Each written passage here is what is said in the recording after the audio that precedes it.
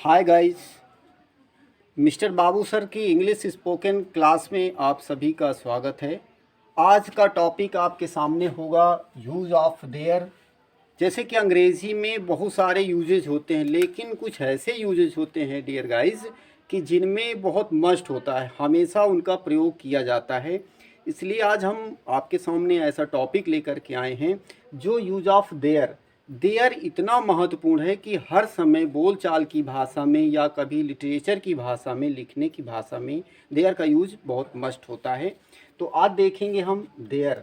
There का use ऐसे तो हम साधारण केस में देयर मीन्स वहाँ होता है, जो प्लेस के अर्थ में प्लेस को बताता है। तो एग्जाम्पल के माध्यम से हम यहाँ पर देख पाएंगे, जैसे कि चपरासी वहाँ था, तो ये वहाँ की मीनिंग देयर होती है।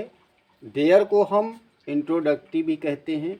इंट्रोडक्टी का मतलब होता है पहचान कराने वाला, तो देयर सब्जेक्ट की पहचान को कराता है। तो यहाँ पर गाइस देखेंगे, चपरासी वहाँ था,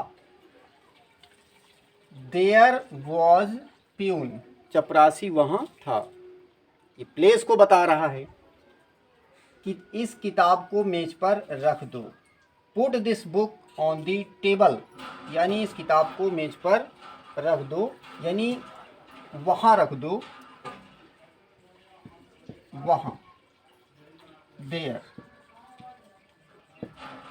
गाइस देखेंगे कि देयर का यूज कुछ ऐसी जगहों में हम करते हैं, ऐसे वाक्यों में करते हैं जहाँ पर कि देयर का मतलब कुछ नहीं होता। जैसे आप कभी देखेंगे कि साइकिल होती है, साइकिल में पीछे जो एक बत्ती लगी होती है, उस बत्ती का कोई अर्थ नहीं होता, वो जलती नहीं है, केवल शोभा के लिए लगी होती। इसी तरह गाइस देखेंगे कि जो देयर का यूज है उसका मतलब हिंदी में कुछ नहीं निकालेंगे, लेकिन उसका प्रयोग करते हैं। तो प्रयोग कहाँ करते हैं हम? प्रयोग तब करते हैं जब सब्जेक्ट हमारा हेल्पिंग वर्ब या मेन वर्ब से जुड़ा हुआ होता है। तो पहले सबसे पहले सेंटेंस में हम सब्जेक्ट को ज़रूर फाइंड आउट करते हैं, ढूंढते हैं कि सब्जेक्ट क्या है। और सब्जेक्ट को आपने पढ़ा होगा कि सब्जेक्ट को वाक्य में पता करने के लिए उसमें वर्ब में कौन या किसने शब्द का प्रयोग करते हैं, तो सब्जेक्ट पता चलता है।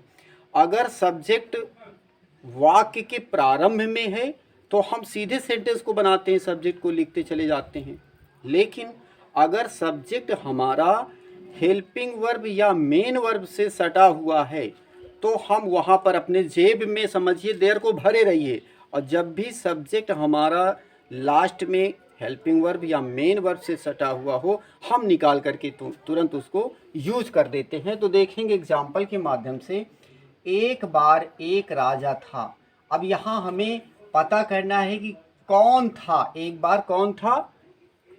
एक राजा। आंसर में मिलता है कि एक राजा, इसलिए गाइज हम यहाँ पर एक राजा चूंकि था से जुड़ा हुआ है, इसलिए हम एक बार की तो पहले इंग्लिश लिखेंगे, क्योंकि समय को हम या तो शुरू में लिखते हैं बिगिनिंग ऑफ द सेंटेंस और at last of the sentence, बीच में नहीं लिखते समय को।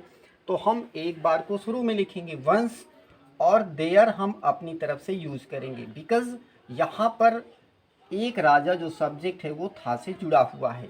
तो once there was a king, एक बार एक राजा था। हमारे गांव में एक बुढ़िया थी, तो कौन थी? पहले सब्जेक्ट फाइंड आउट करते हैं, कौन थी? एक हमारे गांव में एक बुढ़िया थी। तो सबसे पहले हम बिना उसकी इंग्लिश की वहाँ की मीनिंग नहीं, फिर भी हम देयर का यूज करेंगे अपनी तरफ से। There was an old man in a village, और विलेज को भी गाइस हम थोड़ा से मेंशन करेंगे। विलेज शब्द हमारा विला से बना हुआ है। विला मीन्स होता है गांव का घर, और विला से ही हम विलेज बनाते हैं, अर्थात गांव होता है। ऐसे बहुत सारे मकानों में लिखा रहता है सुमन विला, तो विला का मतलब गांव का घर, और विला से बना है विलेज, गांव। नेक्स्ट एग्जाम्पल में देखेंगे, मेरे जेब में 5 रुपए हैं। तो मेरे जेब में कौन है? 5 रुपए, अर्थात सब्जेक्ट हमारा शुरू में ना हो करके है से जुड़ा हुआ है, इसलिए हम ट्रांसलेट करते समय देयर अपनी तरफ से यूज करते हैं, there are 5 rupees in my pocket, they are 5 rupees in my pocket. Next example, इस बाल्टी में थोड़ा पानी है। गाइज हम सबसे पहले सब्जेक्ट को जरूर फाइंड आउट करते हैं। पानी है, थोड़ा पानी है, कौन बाल्टी में है? थोड़ा पानी, इसलिए देयर से हम शुरू करेंगे। There was a little water in this bucket, bucket means बाल्टी होता है, और अ लिटिल माने थोड़ा होता है, अ little water in this bucket. Next example के माध्यम से, एक दिन में 24 घंटे होते हैं। कौन होते हैं एक दिन में? 24 घंटे। आंसर हमारा मिल रहा है कि 24 घंटे, तो there are 24 hours in a day, they are 24 hours in a day. Next example में, मेरे घर में 5 लोग हैं। कौन है मेरे घर में? 5 लोग, तो there are 5 members in my family, मेरे घर में 5 लोग हैं। लोग की हम अपने घर के सदस्यों में हम मेंबर्स का यूज करते हैं, और घर की यूज नहीं, हम हाउस न लिख करके फैमिली का यूज करते हैं। There are 5 members in my family. जैसे एग्जाम्पल देखेंगे, आकाश में असंख्य तारे हैं। अक्सर होता है कि बच्चे आकाश में एक तरफ से स्टार्ट कर देते हैं, ऐसा नहीं। सबसे पहले हमें फाइंड आउट करना होता है, पता करना होता है कि सेंटेंस का सब्जेक्ट क्या है। हैं, आकाश में हैं, कौन है? असंख्य तारे, तो असंख्य तारे हमारा जो सब्जेक्ट है वो हैं से जुड़ा हुआ है, इसलिए हम देयर अपनी तरफ से लगाएंगे। There are many stars in the sky, they are many stars in the sky.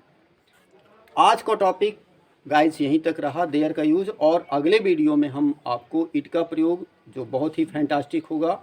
और हमारे चैनल को सब्सक्राइब करें, अगर सब्सक्राइब न किया हो तो सब्सक्राइब करें। Thank you, have a nice day.